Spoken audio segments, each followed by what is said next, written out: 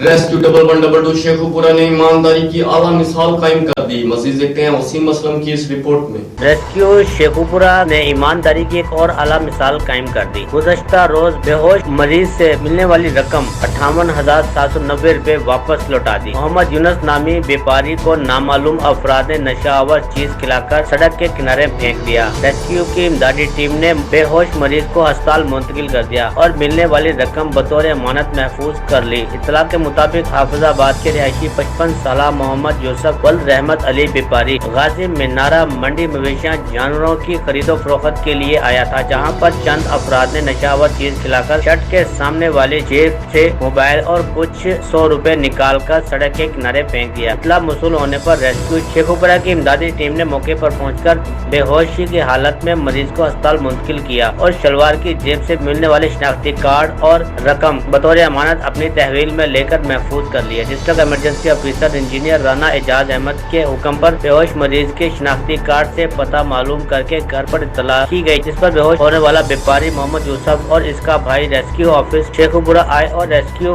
And safety officer Arif Iqbal से अपनी रकम वसूल की। इस मौके पर मोहम्मद यूसुफ और इसके भाई ने रेस्क्यू एहलकारों की ईमानदारी और नेक नीति के जज्बे को बेहद सराहा और दुआएं दी और rescue incharge engineer Rana Ejaz Ahmad का तहे दिल से शुक्रिया अदा किया। कैमरामैन टीम के साथ वसीम असलम, राज न्यूज़ शेखुपुरा।